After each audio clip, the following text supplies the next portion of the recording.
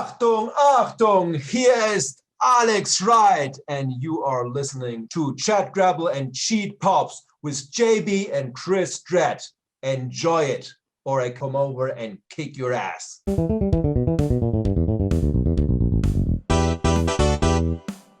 Hey, what is up, wrestling friends and family? Welcome back to another kick-ass edition of Chat Grapple and Cheat Pops with me, JB, and the man sitting next to me, the best Chris in all of wrestling podcasts, Mr. Chris Dredd. How are you, man?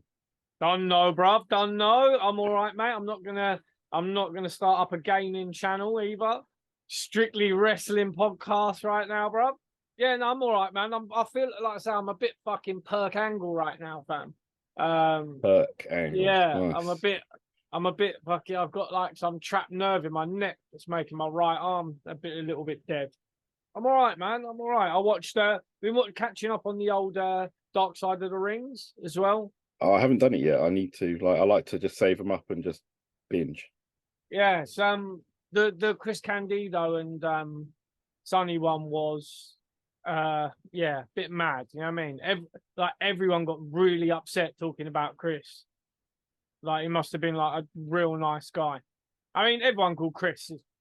Well, most people call Chris. Yeah. Probably top really guys. Nice. Yeah. Not all of them.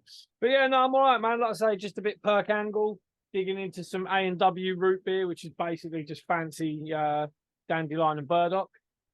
I am drinking the orange nectar. Man's on the 1901.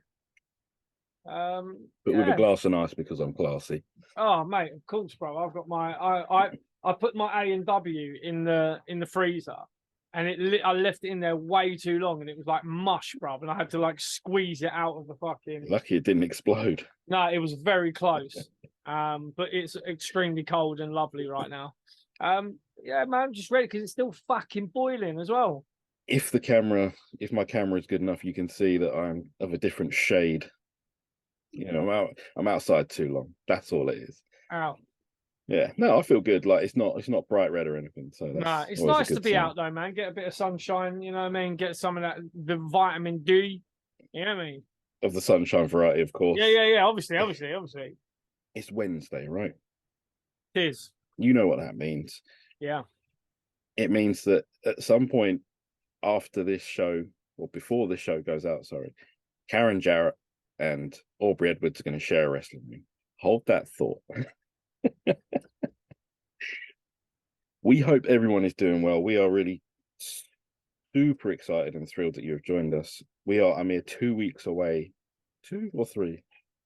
I mean, yeah, it's 2 weeks, 28. Yeah, so 2 and a bit weeks. Not that long at all. 2 weeks away. Yeah. From Money in the Bank, and someone in this room right now is patting themselves on the back because they gave away a little spoiler. Barry Horowitz, bruv, all day long on the old trap nerve neck. I'm patting my back because it was just, it made sense, bro. We hadn't seen him for a while. They're coming to London. They love to do shit like that. Why would they not have him turn up? It made complete sense to me. And now what's the name and their uncle are now talking about Logan Paul, you know, getting involved in the match and blah, blah, blah, blah, blah. And it's like, come on, bro. We said we done told you. Yeah, let's not twist it in any manner of words. You heard it here first. You did. That's right. You know, if you're new to this, you hear a few things first from us. Bro, it's becoming a bit of a habit though, isn't it? You know what I'm saying? Yeah. Right. But these aren't outlandish guesses or anything you're just plucking out the sky. Yeah, and that's not me having a wee. Yeah, I mean, I'm getting. He's struggling. I'm looking like Chris Benoit. You know when that's how he sold all the time, wasn't it? He always used to sell the neck. Yeah, but yes, mate. We predicted that. We said that it made sense that Logan Paul was going to be involved, especially after Clash at the Castle was a real big success. I think they're going to pull out all the stops. And my fingers, toes, and whatever else is still crossed for an LA Knight victory. Yeah. I'm glad Makes sense. we chatted about WWE for a minute, because we have decided to fire up that DeLorean again. Yeah. We are heading back to 2005. Staples Center is Hollywood. Staples Center, LA, baby. It's LA. Yeah, he's talking about LA night. We've moved. We've Trust. gone back to LA with WrestleMania 21. It's a banging show, by the way. It's a good show. It's a very good show. The very first Money in the Bank, the match devised by Chris Jericho. I don't think so. Yeah. What a good match this is. Dude, I mean, you've got to look at the rest of the card, the other great matches that are on there. You had Shawn Michaels versus Kurt Angle. You had Undertaker versus Randy Orton. You had Triple H versus Batista. You had Eddie Guerrero versus Rey Mysterio. I think you also had the women's match was very, very good. What a time to be alive. Yeah, it was a great little event that they had on there, WrestleMania 21. It was fantastic. So the first thing I notice when we get to this match, Howard Finkel. Oh, the Fink. Announcing, yeah. The Fink is doing the ring announcing, and it's like, wow, this is, I'm already back. It's 1992 again, you know. It's right. And the Money in the Bank briefcase is just a black briefcase. It's literally just a leather briefcase that anyone who works for a bank would just literally. It's one they found. Yeah, literally. Hopefully, it wasn't the Finks with his porn collection in. Apparently, he had some mad up porn collection. You heard that? That's something everyone can think about. Yeah. This match is difficult because he's a big part of the match. Chris Benoit is part of this match, so we're going to try and keep Benoit's stuff to a minimum. But you know, he's in the match. There's nothing we can do about it. Again, we're talking about him within context of this match. Yes. You know, at the end of the day, he's one of the contestants in the match, and he's involved in quite. I mean, like I say, especially coming up to the end of the match, he's involved quite a bit. So obviously we're going to, you know, we're not glorifying or anything like that. We've said this before. When we look back on these previous events, if he's a part of a match that we are looking at or an event that we're looking at, we will give our, thoughts on the match, but that's as far as it will go. That's it. Yeah. Honest opinion on the match and whatever happens in the match. That's fine. Yeah. Chris Jericho, Chris Benoit, Christian. That's a lot of Chris's. Christian is with Tomko. Shelton Benjamin, Edge and Kane. I forgot Kane was in this match. Yeah. Well, I mean, I like Tomko because he was a big part of the TNA era that I really loved. Tomko, he really was. He was a huge part of the TNA era that I. And really at which loved. point, this TNA era that you love is probably going to be seen as a better era than AEW. Oh well, I mean, let's not get it twisted. It already is.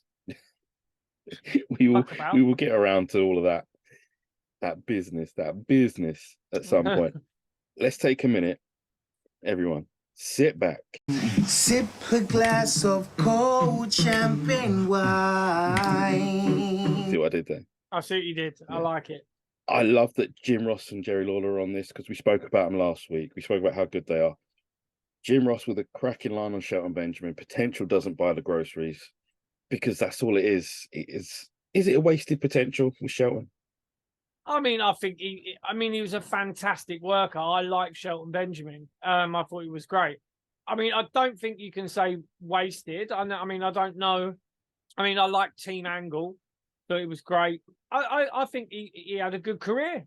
I don't think he would grumble at the career he's had. I mean, what was it that he kind of missed out on? Like, I mean, he's been champion, and world titles, yeah. You know, he was the IC champion at this point. He goes into this, yeah. You know, so I mean, I don't think he would grumble. To be fair, I don't know. I think I disagree a bit. I think he, at this point in 04-05, he's as close as he's gonna get to 100. Yeah, I mean, he's well up there. Yeah. He was deserving of one. I don't say that. I mean, yeah, I mean, maybe you're right. I mean, they could have given him a, you know, but there's a lot of people that potentially should have been world champions that never did. There is. You know, yeah, I mean, he's a king with a mute button there. You know what I mean? He's on point.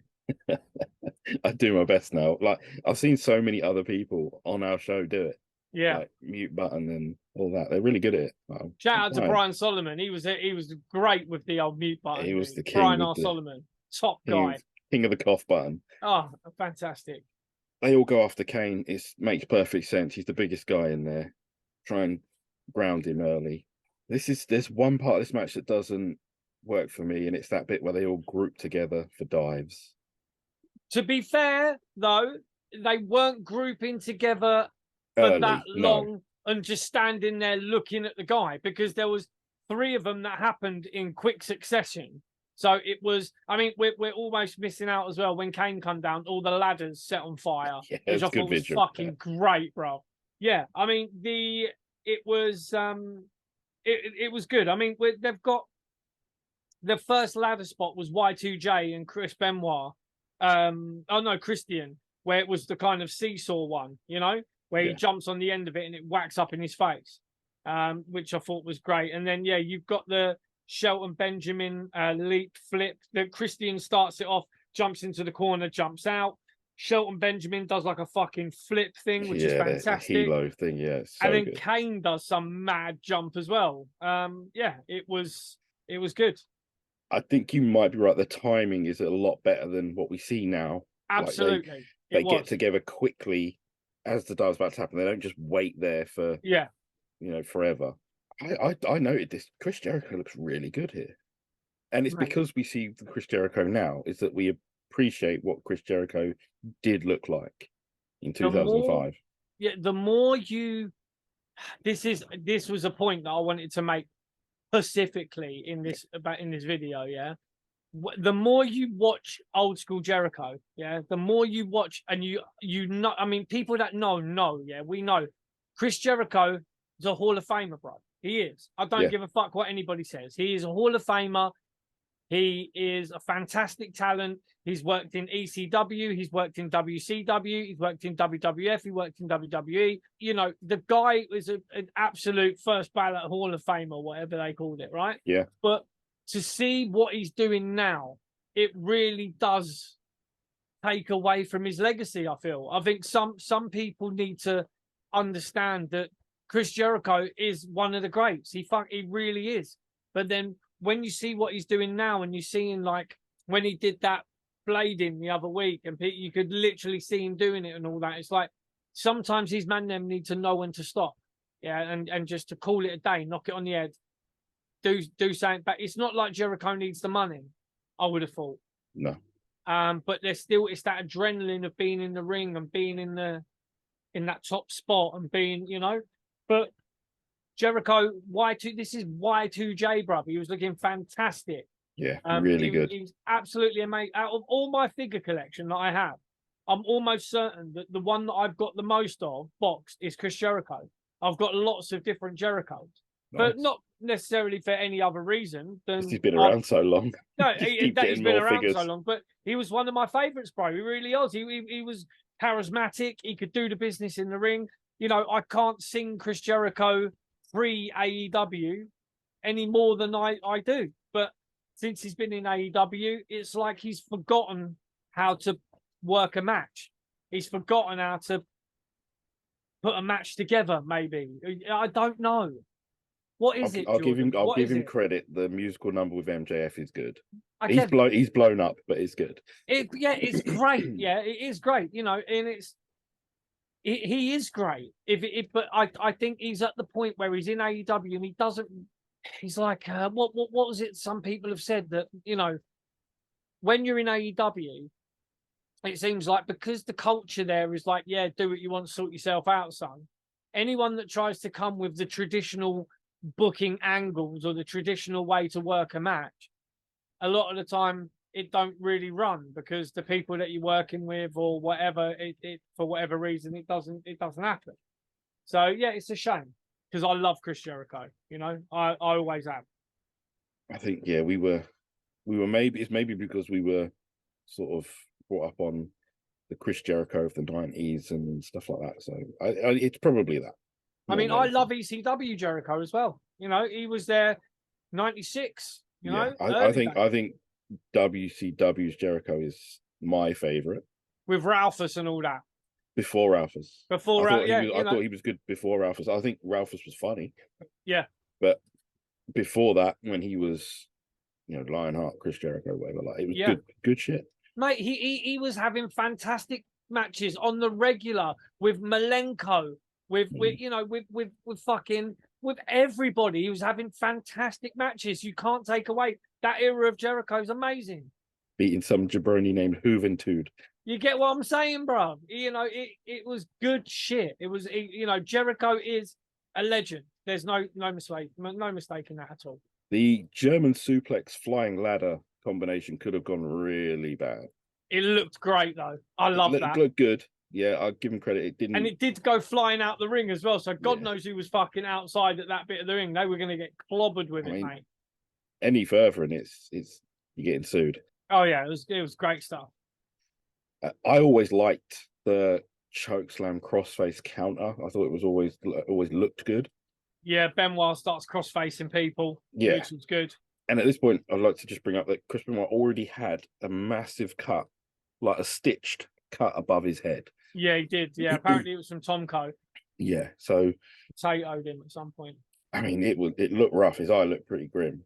I've got here in the notes, man. Edge is timeless. I mean, Edge is, in this. I don't know. His chin looked bigger in this, bruv, as well. I don't know. It's the beard. When he rocks the beard, it was probably. I can't say shit. I mean, look at my beard. I mean, fucking hell. But yeah, his chin looks smaller. Yeah, Edge is fantastic. And the fact that he's still doing the business today really is phenomenal. Especially when they said that he would never do it. So you've got Edge and Christian. Yeah, Christian. Here we go. Yeah, ladder sandwich, which was good. At this point, Shelton is over. He's getting chance. Oh, they wanted him to win this match. Yeah. They really wanted him to win this match. They really wanted to win this match. He was getting a lot of chance. And even, he took a hard Irish whip into the corner onto the ladder, and that's when they started giving the chance for Shelton. Stinger splash that was as good. well. Yeah, beautiful. When he did a massive Stinger splash in the corner. They called it the Stinger splash as he well. Did. Yeah. JR did. Yeah, why shouldn't he? Yeah. I suppose it is always known now as the Stinger splash, and wasn't going to credit anyone else with it, was he? Yeah.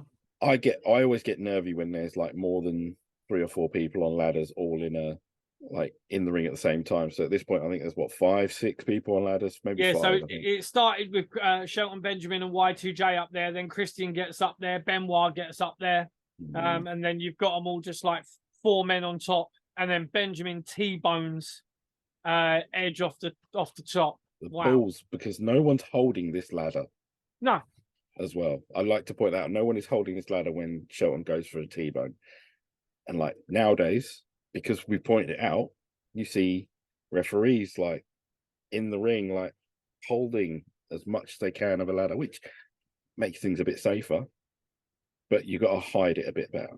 Man, all of this, I mean, the reason why we're talking about this is because Money in the Bank is just a couple of weeks away. But fuck me, we're in for a treat, dude. I think it's going to be fantastic.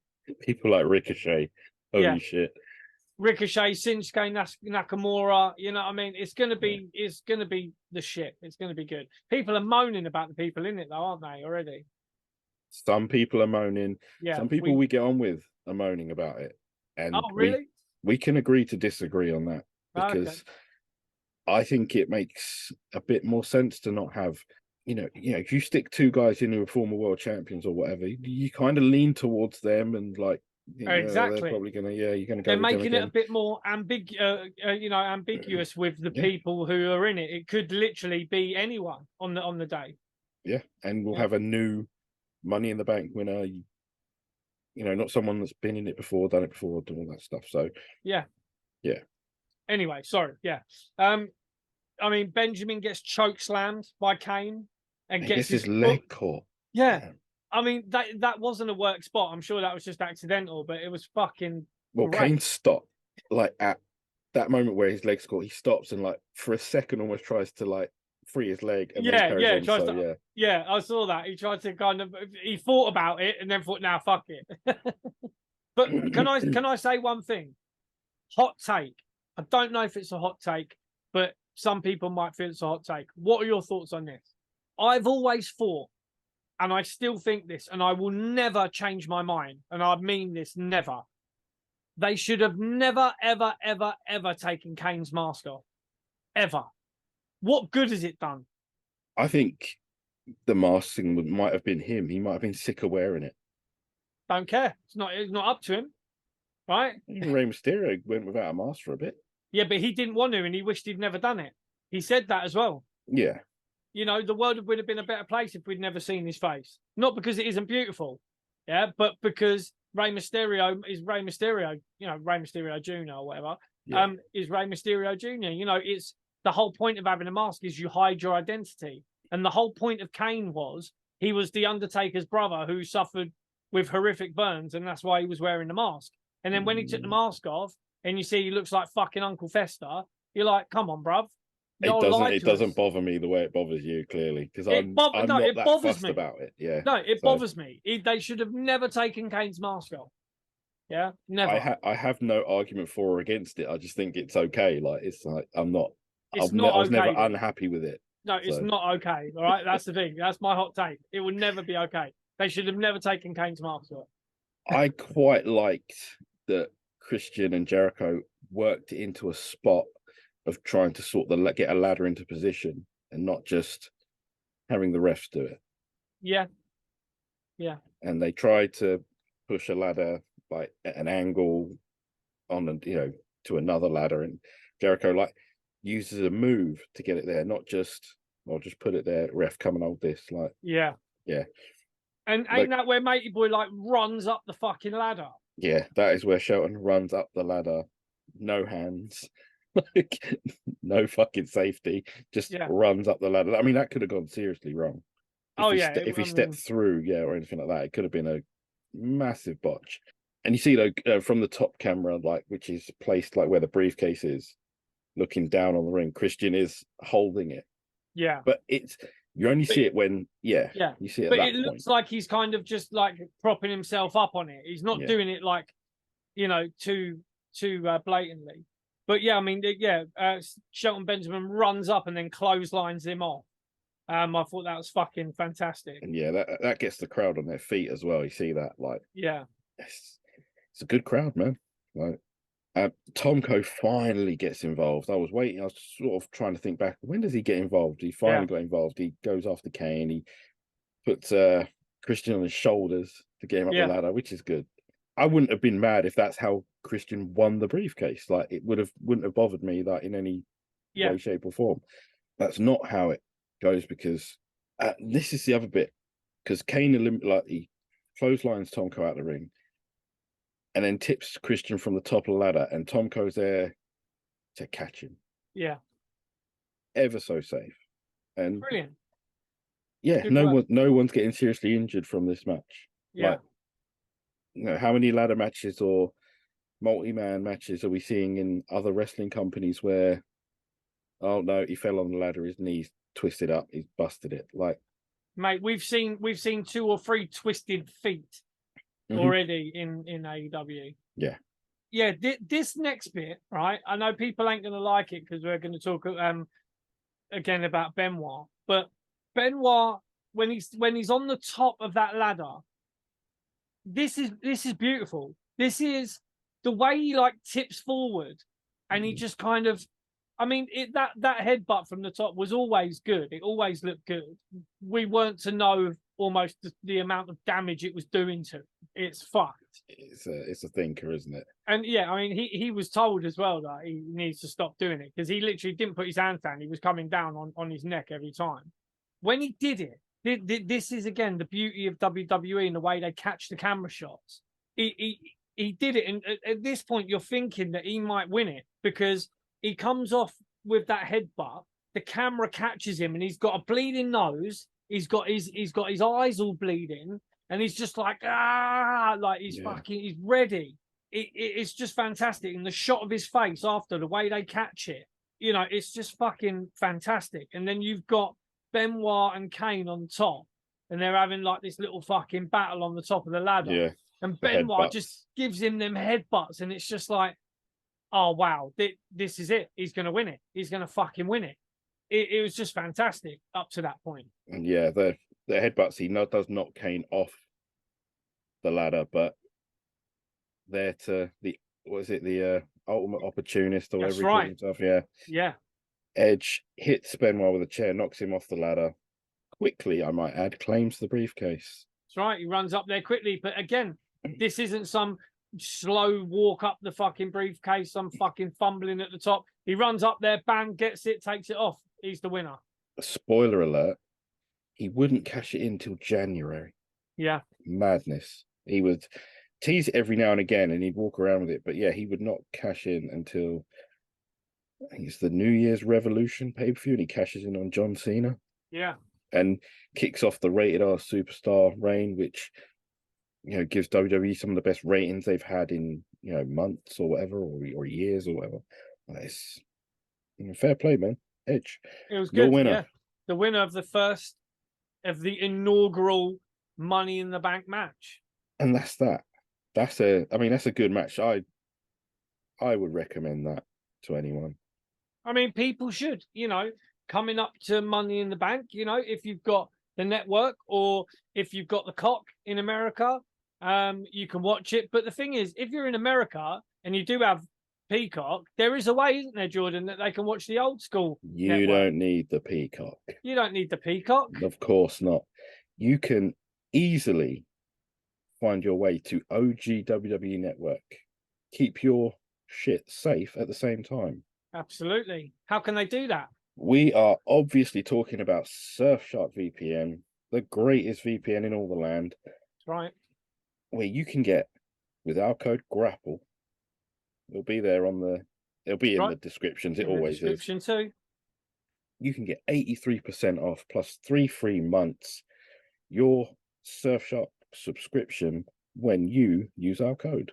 That's right. You're getting 83% off. You're getting 3 months free. You're getting your antivirus protection. You've got it on multiple devices. If you're on any public Wi-Fi, you've got your protection there. You know, if you're in America and you want to watch the OG network, just pretend you're in Bognor Regis, put that down, and then you can be in Bognor watching the OG network. Again, if you're in England and you want to watch some stuff on some kind of American streaming service like the American Netflix or whatever, you can make yourself, you know, you can be anywhere you want to in America. Excuse me. All tried and tested, I might add. Oh yeah, you know, it's fantastic. So Surfshark, go and get your VPN now. You can see the promo code GRAPPLE down in the description. Click the link, use the promo code GRAPPLE, and you will get the biggest deal there from us and from Surfshark. Exactly. And let's not forget for a minute that this deal is to help you and to help us. That's right. And we, of course, thank Surfshark for sponsoring this show today. Cheers, Thomas. Nice one. Cheers, chaps. Where do we go from here? A very good question, my friend. Are you going to Jacksonville or elsewhere? Don't know. I went to Primark today, and I've got a couple of bits that me and you. Oh boy, we're going to be revealing that. These people ain't ready. No, I don't think anyone's ready for what we got. So yeah, I mean, are we going to? Let's go to Jacksonville. Yes, of course. Let's talk about AEW or A&W, as Danhausen said. Where's Danhausen? It's a good question. Like, we do this all the time. Like, we Where think of a name, where have they gone? Yeah. Yeah, literally, they've got too much talent. Well, I say talent, but they've got too much talent and not enough time. And they've got a new show coming up. So, hearing a lot about the ticket sales for Collision.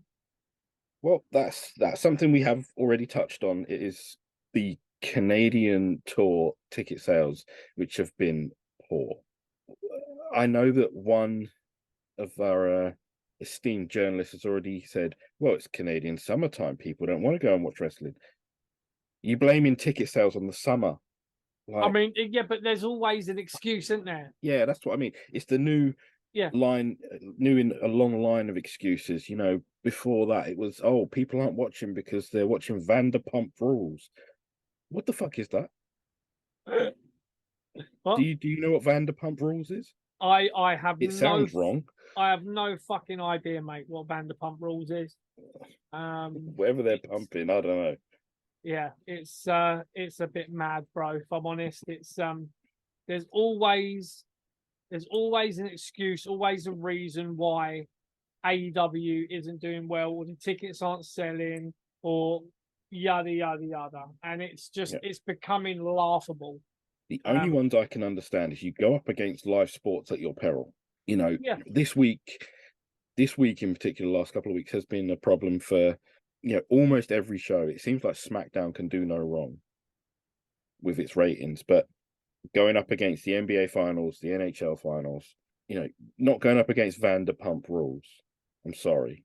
I mean, bro, what the fuck is that? I need to know. I don't know. We're gonna have to look it up now. Like, we're gonna have to, you know, we need to be learned about these sort of things, but I don't know. Mate. So ticket sales in Canada is where you started this. Yeah, it's you know, they've been poor. It's been poor. I mean, it's you've got to ask yourself the question. You know, I do again though. It's these. What shall I say? I will choose my words carefully. It is the dirt sheets. Yeah, it's the dirt sheets that have tried to poison people against CM Punk. I think where they've tried to blame him for everything that went on between the elite and all that, even though, as we've said before, AEW and Tony Khan are trying to completely ignore anything that's happened. And they're just completely denying that anything's happened. They're not mentioning it storyline-wise, why he's back, why he left, nothing. And then he's coming back in this three trios fucking match. But yeah, it's the dirt sheets have been trying to blame CM Punk for, you know, oh, he's a cancer, he's this, he's that, he's the other. I will say that I'm almost certain that CM Punk will, before he retires, go back to WWE. I'm not the only one that said that as well. I thought he would go back to WWE sooner. I thought he would possibly go back there before he returned to AEW. But depending on how the contract was and how much money is at stake or whatever. But yeah, I mean, he's the draw for this collision.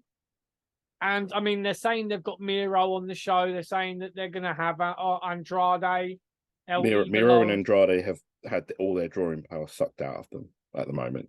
Yeah. No one's going to care. And I hate this because I like both. I like Andrade and I like Miro. I like, you know, I think they're good guys. But the sad thing about it is they've been shit kicked on TV and off TV for so long that if you say, oh, Miro's going to be on the show next week, you are not drawing one extra person. Well, the last thing I saw Miro do, I'm sure, was like this arcade match where he was like, there was arcade machines and all that, and he was having a fight, like an arcade street fight or some shit. I remember him having a match with Bryan Danielson. That was the last thing I remember of him. Yeah, there was definitely a match with arcade machines. I wait with bated breath to see what's going to happen at this collision, because I personally think it's a mistake. Where's the titles, the collision titles then? Are they going to have titles? I hope not. You've already got a TBS title, and you know, what's the other one? It was All Atlantic. That's the TV title now, is it? I don't know. Like, I don't know. I mean, so what's the point in having collision then? If it's just, what is it going to be? Just another what is it? It's all just a bit much, isn't it? It's all been done again because Tony Khan hasn't got the balls to turn around to everyone and say, look, you're all going to work together and play nice because I'm the boss, and if you don't, you can fuck off. You know, well, at the end of the day, that's what he should have done. Because you need the elite versus CM Punk. You need CM Punk to be able to wrestle everybody on the roster. I quote tweeted something earlier on today, and it plays really into your hands, this one, because Eric Bischoff said that Tony Khan and AEW have hit their ceiling, and Tony Khan is a fan and he's not a leader and can't do these things. Yeah. And I mentioned it. I said, well, Chris has been saying this for fucking like 2 years now. Yeah. Oh, but then people are going to slate Bischoff like they always do, like you don't know nothing. Yes, the mob has come for Bischoff already, and you know why is Eric Bischoff going to care? Yeah, of course he doesn't care, you know. But again, it's an indictment of what always happens when you say things that people don't like. Eric Bischoff is still the only person to come close to beating WWE. They were for a little while. But 83 weeks, bro. 83 weeks. We know this, you know, but they didn't finish him off. They no. gave him a few good punches, like, you know. I mean, but the thing is, though, Vince was very scared, and they very nearly did do. Yeah. But there was, again, just all it takes is for a few mistakes, and then, you know, and there was also stuff going on with Turner Broadcasting as well, which didn't help the situation. So, you know, it wasn't all Bischoff's fault, I don't think. Will you be watching Aubrey Edwards and Karen Jarrett's wrestling match? Is it an awful curiosity at this point? You know that meme of like Ben Affleck smoking a cigarette outside? Yeah.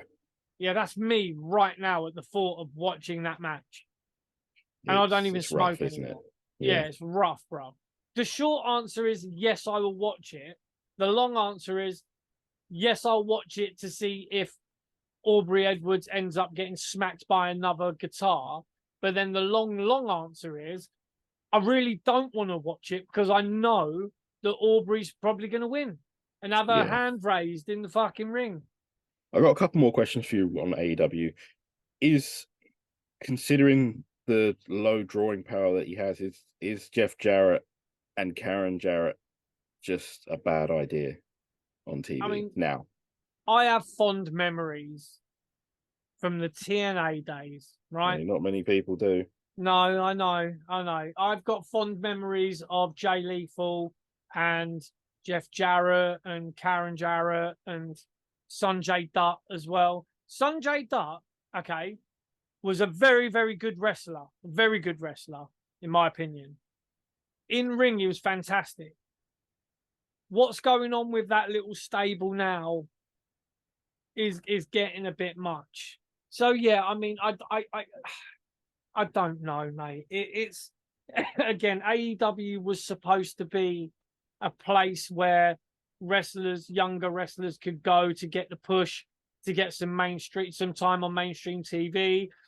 And then we've got Jeff Jarrett, one of the Briscoes and the Briscoes' dad and Aubrey fucking Edwards versus fucking Karen Jarrett, Jeff Jarrett, and Jay Lethal. I mean, Jay Lethal needs to inject some madness into his career now. It's going to happen. It will happen. It will happen. And I'll keep beating that drum until it happens. No, it will happen. I think they've tried to get that. They've tried to get before I forget. Eric Bischoff also said that Tony Khan should lean on the guys that know, all that stuff about the business. Yeah, exactly. So you already know. We've said it, bro. We've said it. They've got Arn Anderson. They've got Jake the Snake. They had Tully Blanchard. They've got people backstage, but these people just are not being listened to. They're just not. They had fucking William Regal, mate. They had William Regal, who was the architect of basically of NXT in its fucking heyday. Yeah, how can you have these guys there and not listen to them? It's insane. I'm sorry I cut you off there, but I had to bring that up because I'd forgotten about it and it come back. No, I get you, mate. I appreciate that you put that in the tweet as well, because people will say, folks will say that we ain't get things right, man. But we've been saying this stuff for almost a year, probably longer. Yeah. We've been saying this, and then Bischoff comes out and basically, Bischoff clearly watches the show anyway. Shout out, Eric. Shout out, Easy, yeah. Because we've had his buddy Sonny Ono on, you know what I'm saying? So that's right, yeah. Check back if you never saw us chat with Sonny Ono from WCW. It'll be in the archives. It's always there. It's always there, baby. Where we see AEW. Is there anything else to stick on with AEW? We've spoke about Collision a lot in the last few weeks. Yeah. It's this weekend now. It's going to be Saturday. Again, curiosity will get the best of a lot of people. And whilst Eric Bischoff says they'll probably only do 850,000, I think they'll do more. I think the initial thing is, though, if the ticket sales are as they say they are. Maybe they won't hit the mill. You know, maybe they won't. That's the curse of running the same cities and using them as your honeypots. Yeah. It's the curse of using Chicago and then pissing off the hero of Chicago. Like that one guy that you've got that can sell it out every time. You booted him out for God knows how long. They dogged middled him. their biggest baby face. Fuck's sake. They did. Yeah. It's ridiculous. Let's move on. Let's Yeah. AEW. Yeah. Let me ask you a question. And this is one I had to ask you. Is selling out a venue of 100 people considered a success? In some people's eyes, it will be seen as that. And you know what's amazing? They put out another tweet saying the last few tickets are available and they're in the amount of tickets that are available in single digits. Like you have to reiterate, Yeah, which those makes me 100 think, those 100 didn't sell out straight away either. no, they didn't. I mean, they should have really think about all the people in the UK that are going to be going to Money in the Bank. Yeah. And then they should, or what is it? It's is it Money in before the Bank or is it AEW? Oh no, it's before the All In. AEW. Yeah, sorry. Yeah, it's before All In. So you would have thought that they That's a would have bank been holiday snapped up. weekend. Yeah, bank holiday. Well, it's Pride weekend and all. There's a Pride parade there as well. Is there? Yeah, Oh, I'll be there cool. fucking with a strap on, bruv, walking around, Daggering Tony Khan. staggering someone up against the fucking bus stop. It could be you or Matty, bruv. It's one of the two. You're gonna have to toss a coin. Or toss something else. I'm glad you said coin. Yeah. Yeah, I know that's. So yeah, is it successful if you sell out 100 people, 100 tickets for a venue? No, not if it takes 4 days to sell those. I mean, I'll be honest, there were more people at my wedding. Yeah, you get what I'm saying? Yeah, like that means me and the missus we're more over than you are. Well, I mean, you are more over than Alvarez and journalists. Meltzer. Yeah. Out of you two, who's Alvarez and who's Meltzer, though?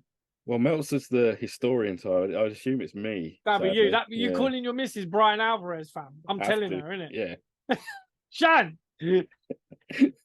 Headphones, brother. Headphones. Oh yeah, I forgot you got that head divot, innit? Like, nah, man, not me, man. You ain't. Have you checked your fucking noggin, bro? I did actually, yeah. when you said that, I think I checked, made sure. Like, I almost stuck my head down. Said, "Is it getting bigger?" Is it? Yeah, the ting.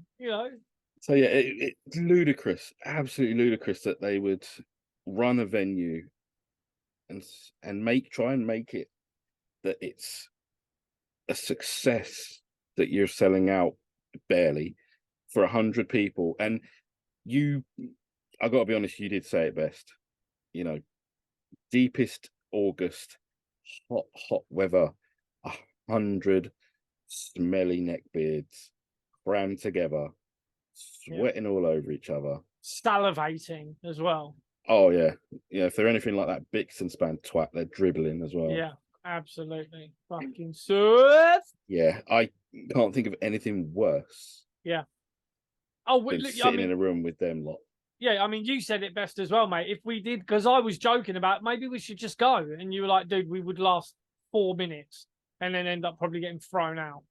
I just sometimes, again, like when this is the argument we have with other people, British wrestling and British promoters and their styles and that are just a bit shit.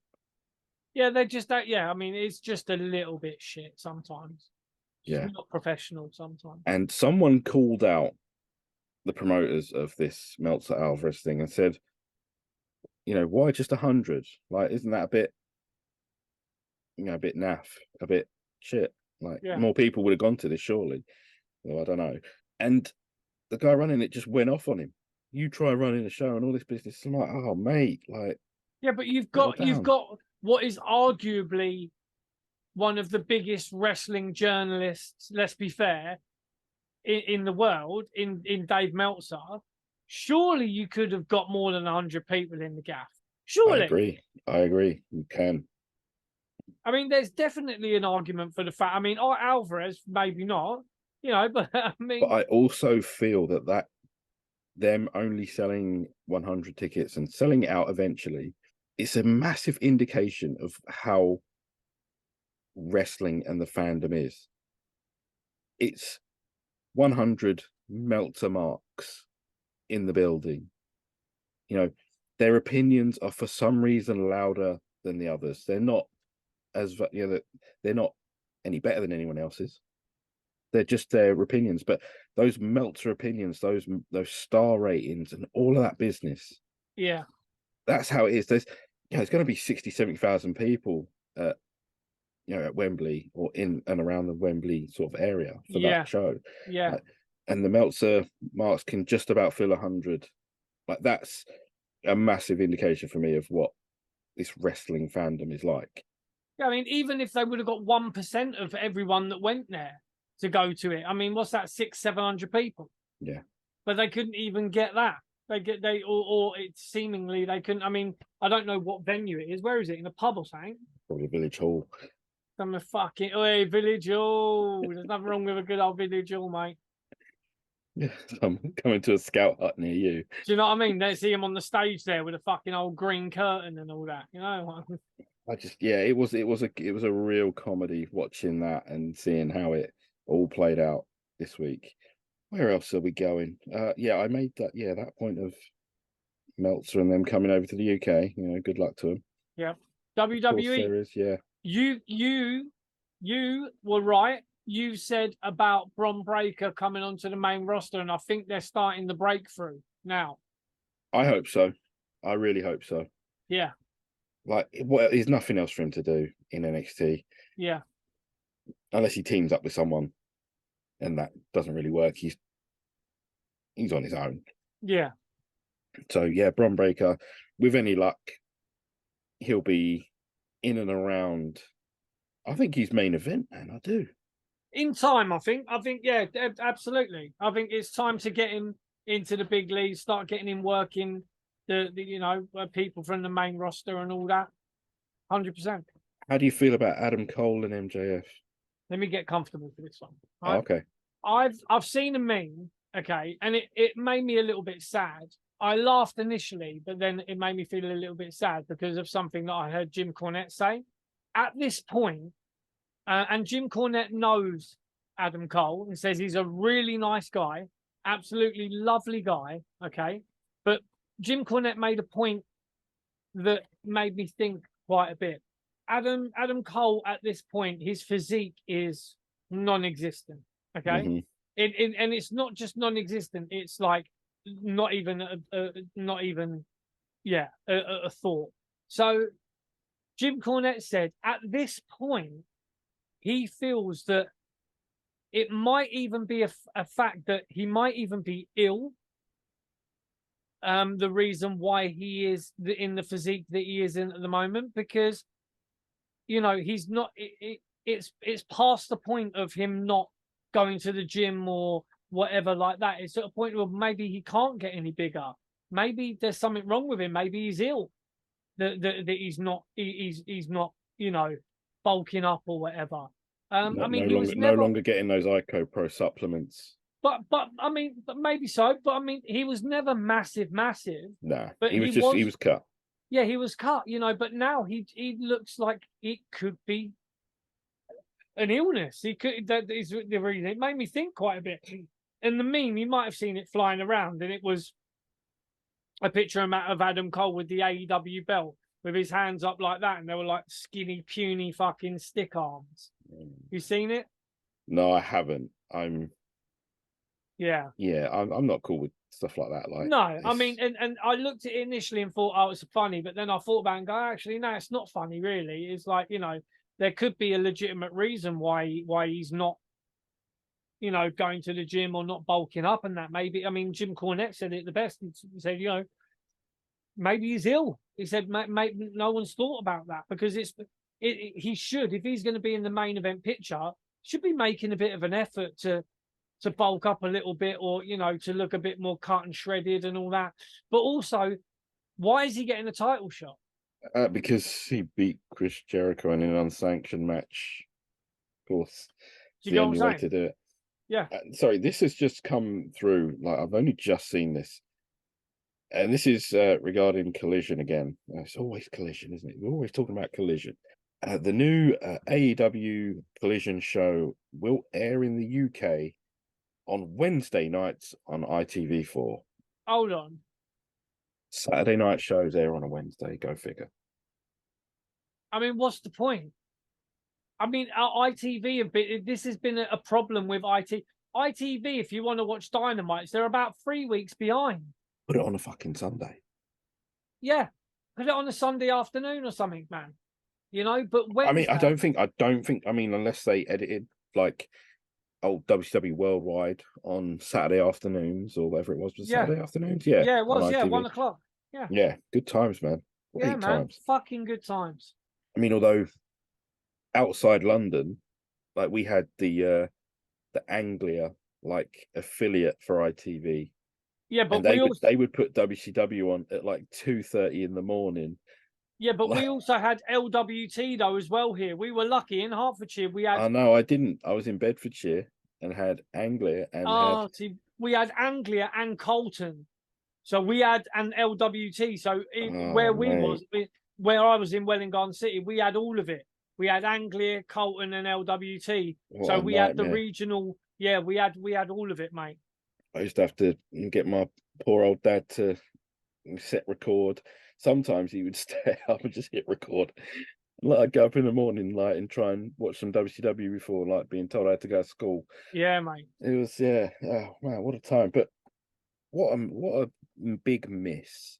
That's a fucking shit show from AEW here and ITV. Like, but you know why? Because you could have shifted Heartbeat or whatever you've got on ITV4 on a Sunday. Yeah. Or, you know, London's Burning or something else, whatever shit they stick on. I think it's AEW, bro. They want the money. They want people to subscribe to Fight TV to watch it. That's why. That's what it is. That's why they're showing it later, because they don't want people to watch it live or close to live, because it's clumsy. Because people will just seek it out live or go on the stream sites. Or that's right. And watch it the other way. I mean, my mate, shout out John, yeah? Shout out Johnny. He said to me the other day, goes, I watched a bit of that wrestling that's on ITV the other day. I go, what, AEW? He goes, yeah, it's a bit shit, isn't it? John, you are right, my friend. You know what I mean, mate? Because we chat about wrestling. He's an old school wrestling fan himself, you know? And we talk about old school wrestling all the time, and he knows his stuff about his old school wrestling. He just said to me, he goes, oh yeah, what was up late? He was, you know, and I watched a bit of that wrestling that they got on ITV, and he said, that's a bit shit, isn't it? Yes. Right. Yeah. John, you are right, mate. What else can you say? It's more bad decision making from a bad decision maker. Yeah, but they keep going, yeah, it's available, you can watch it on ITV and blah, blah, blah. It's like, yeah, but the Dynamites are about 2-3 weeks behind. If you try and watch it on the ITV player, you know, if you go on like ITV Hub or whatever, you're watching a Dynamite from 3 weeks ago, bro. I don't know a single wrestling fan that would want to watch a wrestling show 4 days later. If you want people tuning in, you need to put it on at the right time. Yeah, because people are going to watch, because again, especially with the way that the AEW fan base is, literally minutes after it's been on, there's spoilers all over the internet. Mm-hmm. The AEW groups on Facebook are terrible. Literally, it's on at that night, and then literally in the morning, even AEW themselves do it. They put the whole thing up in clips by the end of the next day. So there's no point in even waiting 2-3 days to watch it. Yeah, the only thing I do is I avoid spoilers the next day for pay-per-views. That's it. Like, I don't care about the TV shows. Like, you just, if you happen to be, you know, hit with a spoiler on them, it doesn't bother me like at all. But pay-per-views, I shut down everything until I've watched it. Yeah, like, it's just, I mean, I don't want to get caught out. Wouldn't it be nice if people cared about the TV, the weekly episodic TV like that, though? You know, if it was available to watch live or nearly live, you know? Yeah, I do think 4 days is excessive. It is. It's too long. Especially when so much potentially could happen on the first episode. They're going to cram it with all sorts. So you're going to want to know. You're going to want to see. You're not going to want to wait for 4 days. It's a terrible idea. ITV, let's face it, ITV have not exactly covered themselves in glory these past couple of weeks. So, yeah, we went there. Absolutely. So whilst Chris has a drink, I think it's time we say good night and farewell. But yeah, Chris, I'm gonna ask. I'll see if you're fit enough to do it first. Like, if you're not, then we'll move on. you want me to shout out the pod news because our good friends, whoever they are, we love them for it. Podnews.net have done you all a solid, and I put it in the links on Facebook now. If you go on podnews.net, you will most likely find your favorite podcast listening app. Yeah. All right. And he's going for it. I'm going to do a Kurt Angle. I'm going to do the shout out with a broken freaking neck. I'm going to fucking go for it. So you're watching us now on YouTube, hopefully, maybe, with our beautiful faces. You can catch us on YouTube, Chat Grapple and Cheat Pops Podcast. We are on Twitter and Instagram at Chat Grapple Pops. We're also on Facebook at Chat Grapple Pops. You can catch us on there. We are also on TikTok at Chat Grapple Pops. You can catch us on there for the lovely clipperoonies that the main man JB hooks up and slaps on. But if you prefer to listen, you can catch us on these various podcast apps: Amazon Music, AntennaPod, Anytime Player, Apple Podcast, Bullhorn, Castamatic, Castbox, Castro, CurioCaster, Fountain, Good Pods, Google Podcasts, G-Podder, iHeartRadio, Apple iTunes, Listen Notes, Luminary, Memento, Moon FM, Overcast, Player FM, Pocket Cast, Podbean, Podcast Addicts, Podcast Index, Podcast Guru, Podcast Republic, Podchaser, Podfriend, Pod Hero, Podknife, Podstation, Podverse, Podvine, Radio Public, Sonnet, Spotify, Steenio FM, Stitcher, and your RSS feed. It sounds like more every time. It might not be, but it just sounds like more. Like, it sounds like going. Yeah, that is awesome. Like, let's be real, we are so grateful to anyone that decides to listen to us or chooses us to be part of their podcast listening day or night or train journey or whatever. We are, we love you guys, and it's one of the best things knowing that you guys listen or check us out or hit a like on YouTube or watch the shorts or find out that Chris is right almost every week. It's just how we feel, and we got to share it with you every now and again. We have to. And I mean, we haven't spoke about this like offline or whatever, but I think maybe coming up to Money in the Bank, so the SmackDown and the Money in the Bank, maybe after we've been to those, we might be able to get some guests on to actually do a review of them. And considering they might have watched it on TV and we watched it being live, might be a good idea, because we keep threatening to have Good Cop, Bad Cop on. We keep threatening to have Matty. Shout out to Good Cop, Bad Cop, but they've added another host. There's now three people on that show. I think cramming 5 people into one show could be chaotic. Could be. So, but don't get me wrong. We are absolutely offering you an away day here. Absolutely. You are more than welcome to join us. And Bishop as well. We want Bishop back on. Bishop, we miss you. Justin, we want Justin back on. Yeah. Jesus Christ, Justin, man, where have you been? Yeah. There are so many people we'd like to talk to.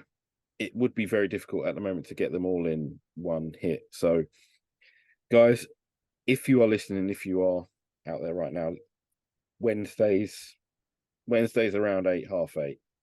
UK time. Yeah, UK. Yeah. So that might not be doable because that's probably fucking like 3:30 in the afternoon in America, right? Yeah, take a sick day, boys. You'll be all right. Full of sickie, you'll be all right. So let's leave them with the good stuff. Thank you again for joining us. Hit the subscribe button, hit the like button, give us a 5-star review if you feel like it. Remember, it is free to do all of those things. It really does help us and the show, and fucking does. Keeps us ticking, keeps us going. That's right. So for now, you can hear the band is playing us off as usual. I'm sick of these guys playing us off. Give us more time, damn it. God damn it. Thank you from me. I am JB. The man sitting next to me, the best, the greatest, Chris in all of wrestling podcasts, not getting parred by other wrestling personalities, Mr. Chris Dredd. What else can we say but thank you, we love you, we'll see you soon. Take care. Cheers.